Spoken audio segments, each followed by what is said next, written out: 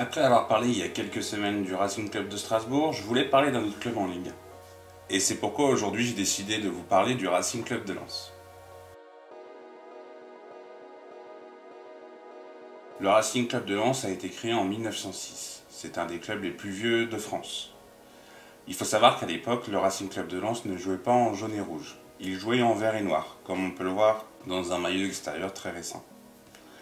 Alors pourquoi vert et noir? C'est parce que le vert était la couleur de la pelouse et noir c'était la couleur du charbon. Alors pourquoi noir comme le charbon?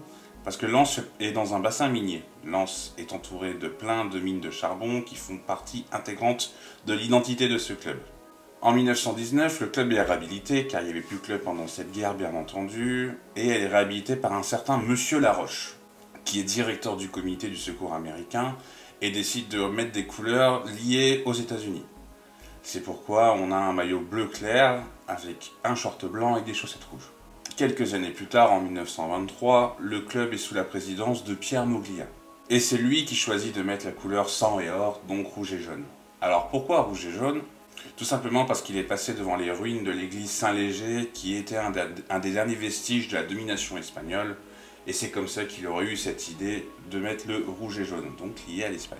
Lens a toujours été un club assez important, mais c'est surtout dans les fins des années 90 où Lens connaît vraiment un véritable engouement. Effectivement, Lens obtient ses meilleurs résultats dans cette période en gagnant le championnat en 98 et la Coupe de la Ligue en 99. Ils ont même failli gagner un deuxième championnat en 2002, mais malheureusement ils ont été rattrapés par l'Olympique Lyonnais à la dernière journée, sur le score de 3-1. Ils ont également fait une demi-finale de Coupe de l'UEFA en 2000. Vraiment, Lens a connu son âge d'or dans cette période. Mais malheureusement, ça se gâte quand même assez rapidement.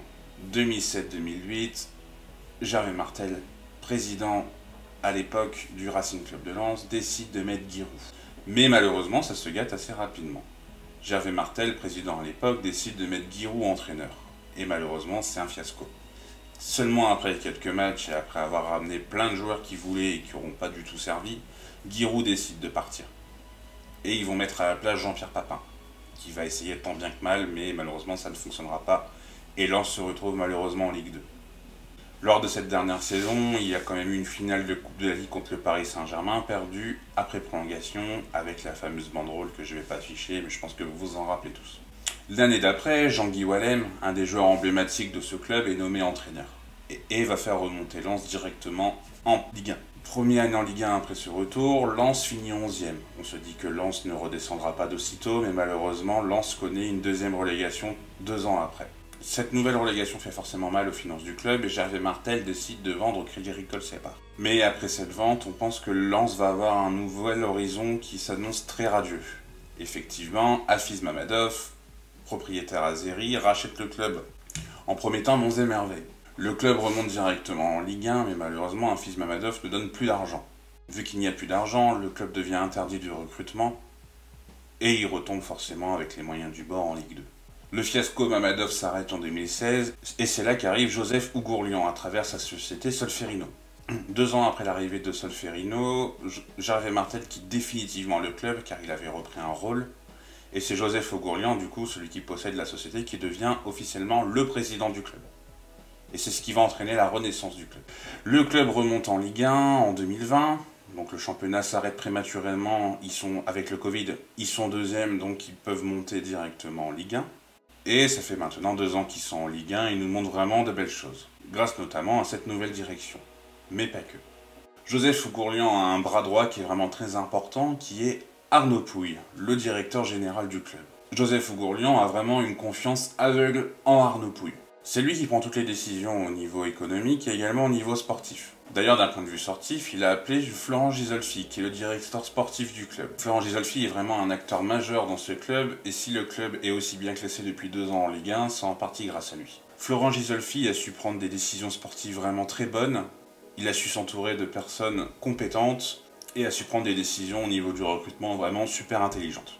D'ailleurs, Lens possède 4 recruteurs, dont 3 anciens joueurs qui sont plutôt connus, Aléadine Yaya, Patrick Barul, Grégory Thiel, et un dernier, je ne crois pas qu'il ait joué, s'il a joué, je suis désolé, c'est Nac.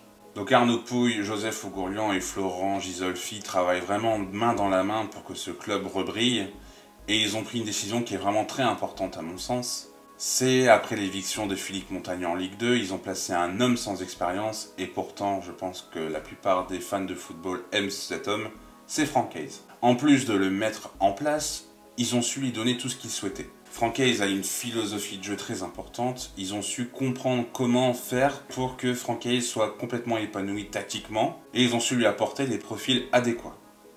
Et ça, c'est pas donné à tous les clubs. Jean-Michel. Franck Hayes a des grandes capacités à fédérer, il a des grandes capacités également à manager et à coacher. Il a su donner l'envie de gagner, il a su donner le goût de l'effort. Vraiment, Franck Hayes a fait un bien fou. C'est vraiment l'élément majeur de cette réussite de Lens. Il a également insisté énormément sur le don de soi, le don de se surpasser, et ça plaît forcément au peuple lensois, ça fait partie de leurs valeurs.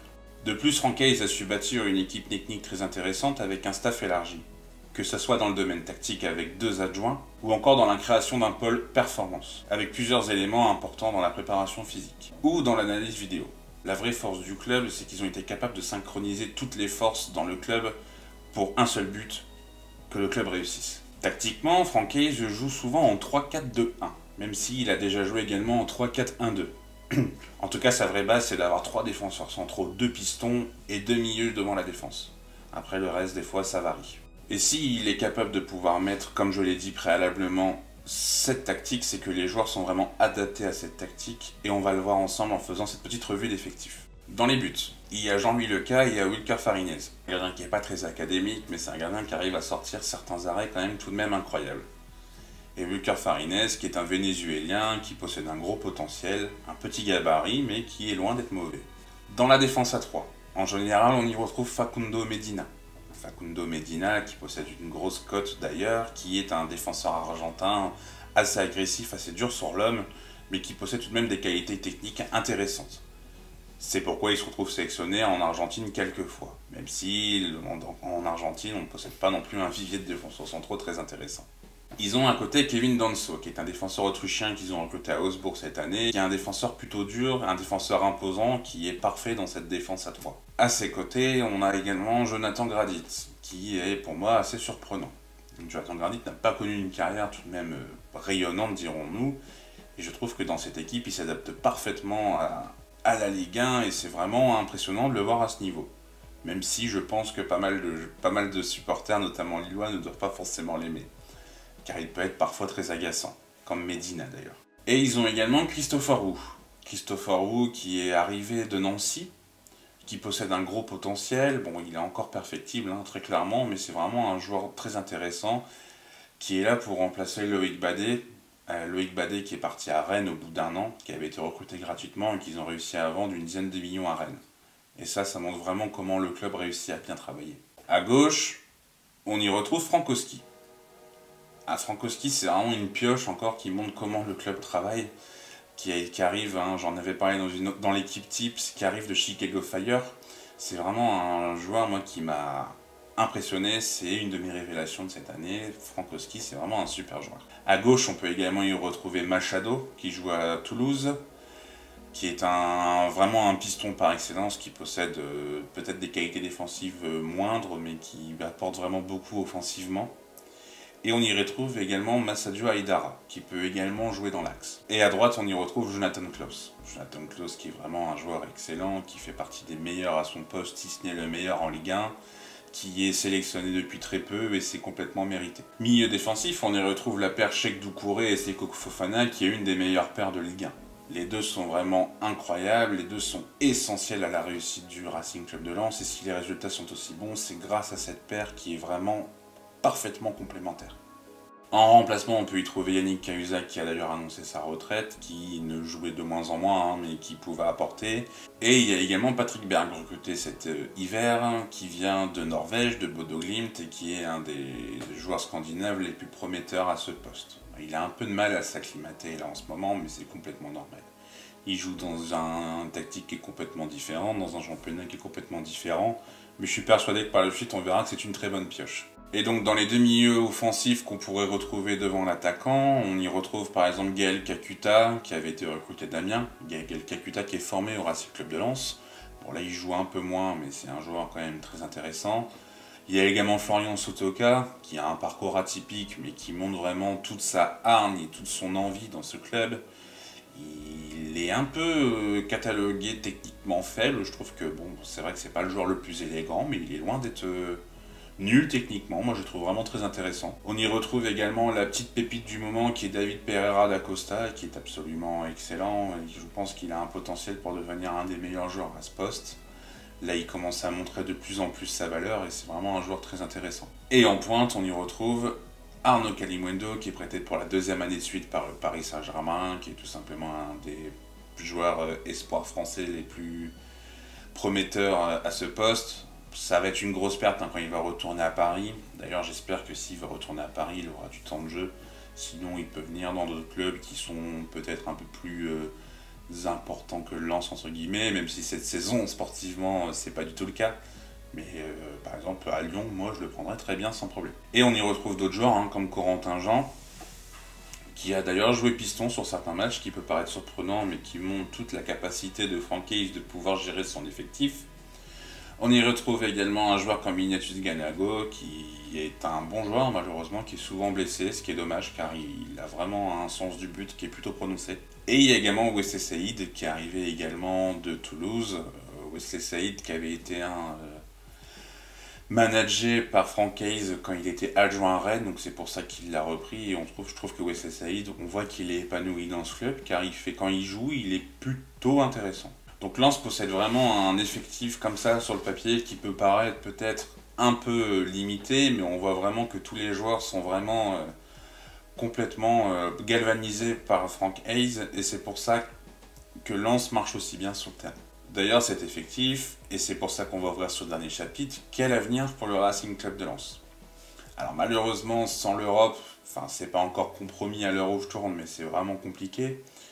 Ça va être dur de garder Cheick Doucouré et Seko Fofana.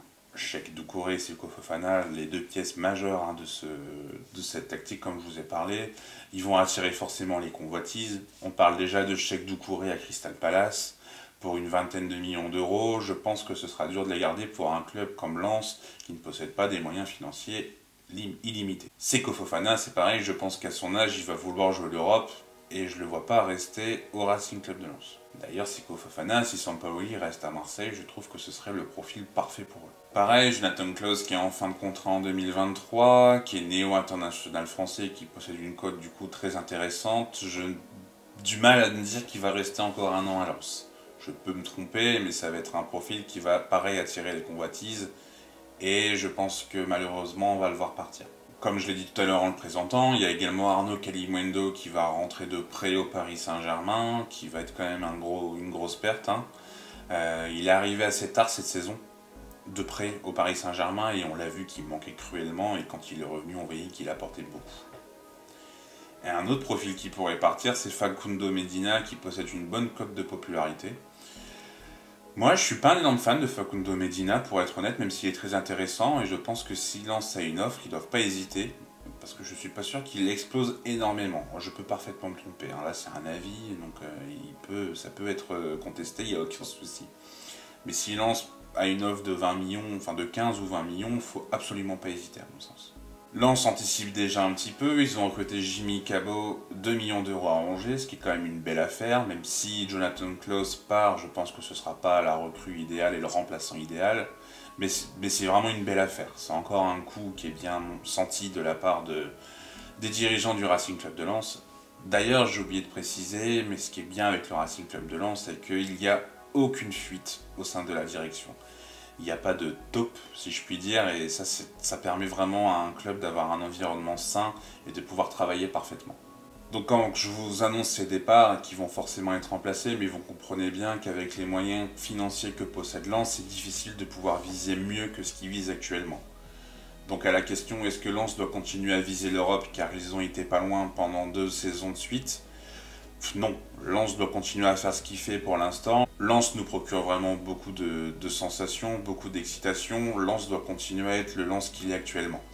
Lens doit continuer à nous montrer cette magnifique ferveur dans les stades. Ils doivent se contenter de ça pour l'instant. Et je pense que les supporters sont vraiment très contents de voir Lens déjà 7e ou 8e. Et je pense même que si Lens venait accrocher l'Europe la saison prochaine, ce ne serait pas forcément un cadeau. car il va falloir investir financièrement, car Lens possède effectivement un bon effectif, mais qui n'est pas forcément très complet, même si on l'a vu dans leur revue d'effectifs, qui sont capables de flairer les bons coups. Mais pour jouer l'Europe, quand même, c'est un autre cap. Et dans cette partie de l'avenir, forcément, on peut parler du centre de formation de Lens. Le centre de formation de Lens, c'est un meilleur de France, la Gaillette, avec des infrastructures qui sont vraiment très belles. Et il y a des petits joueurs qui sont très intéressants.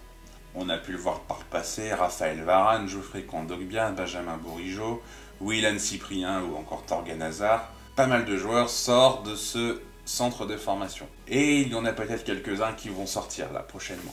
Comme on a pu le voir, il y a le petit Pereira da Costa là, qui est en train de se montrer cette saison et qu'on verra encore dans les saisons à venir. Il y a un jeune piston droit qui est Brian Pereira qui, en cas de départ de Jonathan Klaus, aura peut-être son mot à dire dans cet effectif. Il y a également le petit Koto Kamara qui est arrivé d'Afrique cette saison, qui aura peut-être son mot à dire avec le départ de Doucouré et Fofana. Ça peut être une solution. Et un dernier petit jeune qui est très prometteur, c'est Ayanda Sishuba. Bon, lui, il est encore très jeune, mais à voir s'il confirme dans le monde adulte. En tout cas, il est vraiment très prometteur. En tout cas, on a hâte de voir comment le Racing Club de Lens va s'en sortir dans l'avenir. Ça a vraiment été un club, moi, qui m'a vraiment plu lors des 2 saisons. Avec le jeu prôné par Francaise, on s'est vraiment régalé. J'espère que cette vidéo vous aura plu. J'ai vraiment pris beaucoup de plaisir à parler de ce club qui travaille vraiment très bien, tout comme Strasbourg dans une ancienne vidéo. J'espère que vous également vous avez pris plaisir à suivre cette vidéo. Si c'est le cas, n'hésitez pas à liker, n'hésitez pas à vous abonner. Si vous avez des petites remarques à faire sur le Racing Club de Lens, n'hésitez pas à m'en parler dans les commentaires. Je réponds aux commentaires, donc ce sera un plaisir d'échanger avec vous. En tout cas, moi je vous dis à très bientôt. Tchuss!